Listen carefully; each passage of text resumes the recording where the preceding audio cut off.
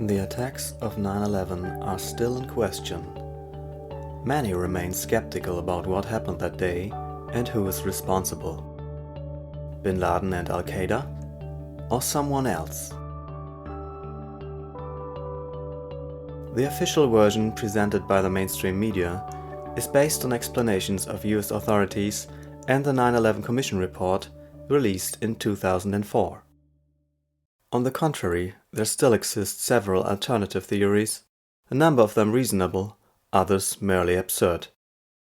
Besides any theories, there are proven facts. 7 of them shall be presented here.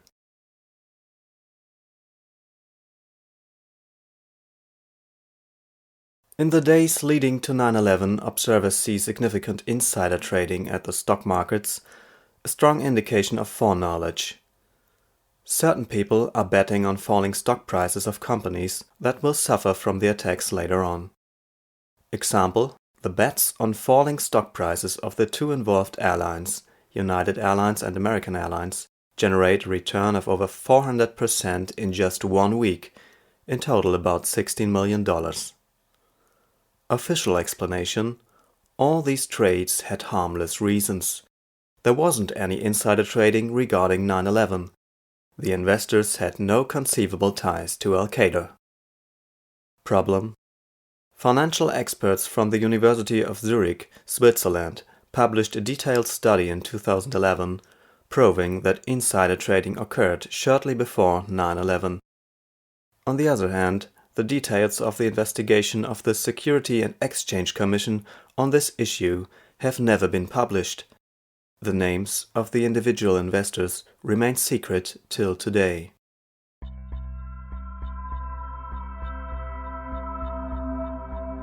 On 9/11, 2 towers of the World Trade Center in New York are hit by planes and collapse later on.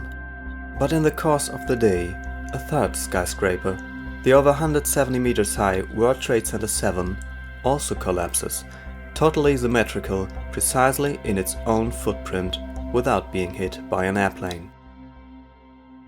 Official explanation: according to the final report of investigation on this, published in 2008, the collapse of World Trade Center 7 was caused by fires, which were started by falling debris of the 2 other collapsing towers. Problem: never before or after 9/11 did a steel-framed high-rise building collapse in this special way because of fire. Also, a damaged building, especially one being higher than 100 meters, never collapses totally symmetrical, precisely in its own footprint. When it falls, then it naturally tends to the one particular side weakening first. Exception: the building is crashed by controlled demolition. Meanwhile, there are substantial indications for this suggestion. A group of scientists around the American physicist Stephen Jones and the Danish chemist Niels Harrit has proven the existence of a highly effective explosive in the dust of the crashed towers. An international association of more than 1,500 professional architects and engineers demands a new investigation of the attacks in this respect.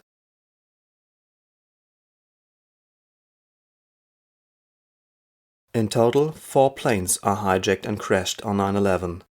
None of them is intercepted by a fighter jet. Official explanation: the military didn't expect the suicidal hijacking of inbound flights. Therefore, the air defense had to be improvised on that day. Problem: the US air defense tested the hijacking of inbound flights by suicide terrorists in several exercises before 9/11.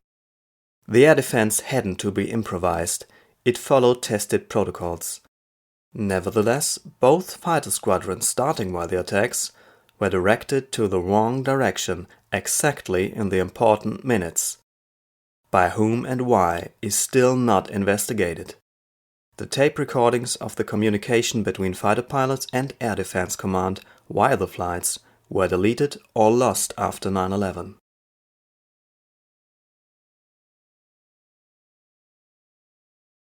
Precisely on the morning of 9/11, a wide-ranging exercise of the air defense is taking place.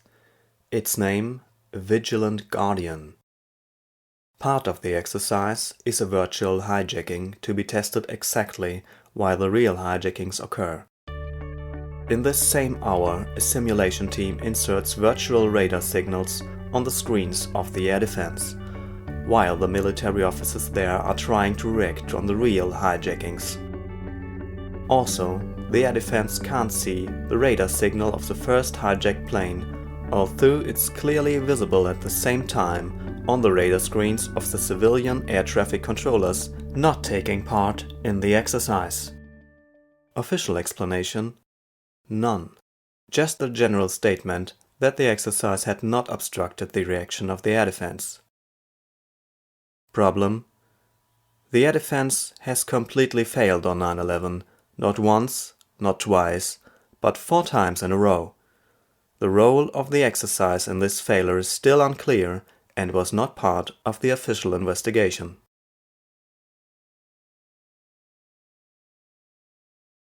The third hijacked plane on 9/11 takes off from Washington and will be directed into the Pentagon right there. The distance between airport and target is just a few miles. Nevertheless, the plane starts flying about 250 miles to the west, before it turns to the opposite direction.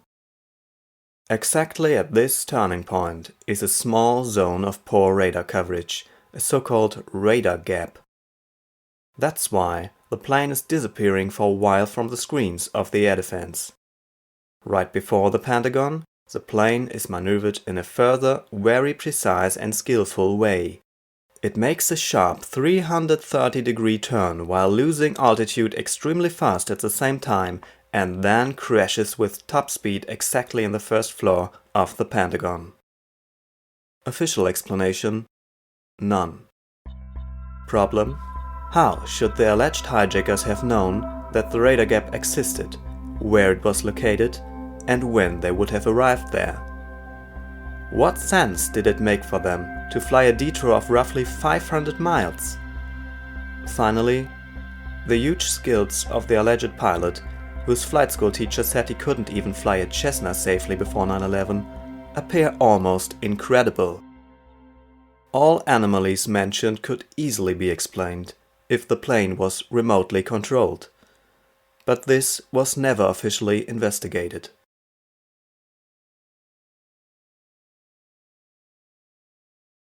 The alleged hijackers, with Mohammed Atta at the top, have never been conclusively forensically identified.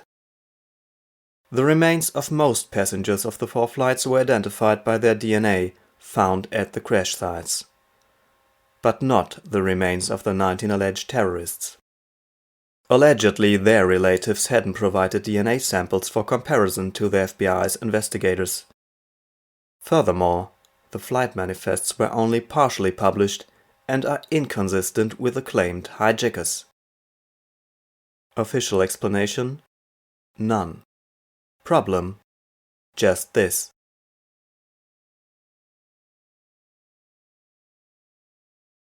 After 9/11, no one claimed responsibility for the attacks.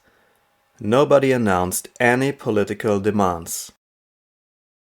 Official explanation: Osama bin Laden has claimed responsibility for 9/11 in a video. Problem: immediately after the attacks, bin Laden made it clear several times that he had nothing to do with 9/11.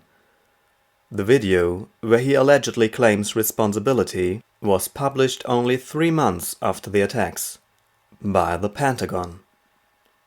An independent translation made on behalf of German public television concluded the video had been mistranslated in the critical statements.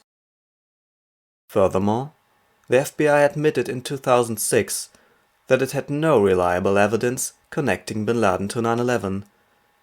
His responsibility for the attacks remains an unproven allegation till today.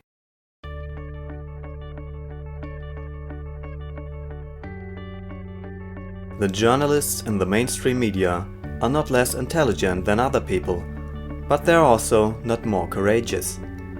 Imagine you were a journalist for a big TV station and would get to know these facts. The scientific proof for insider trading before 9/11, the indications for a controlled demolition of the towers, the lack of evidence for the connection of bin Laden to the plot. What do? You know for sure, once you question the official theory seriously, you will be named a conspiracy theorist. You also know, at this moment your career will actually be over. Colleagues and bosses will separate from you. Possibly you even lose your job. Is this worth it? Do you want to risk getting in serious financial trouble just because of his story? Or wouldn't you rather like to wait till one of your many colleagues dares this first step, and then follow? Such thoughts are unpleasant for everybody. For a journalist they mean that he accepts to give up on his professional ethos just for material safety. Nobody likes to think about such things for a long time. One rather tries to avoid this inner conflict. That's why the journalist starts looking for evidence supporting the official theory. He doesn't want to investigate the alternative theories, he wants to refute them. If they're wrong, then of course everything would be fine again. As strange as it might seem, there's a natural tendency to repress all facts contradicting the official theory. One doesn't want to deal with them. That's the situation today.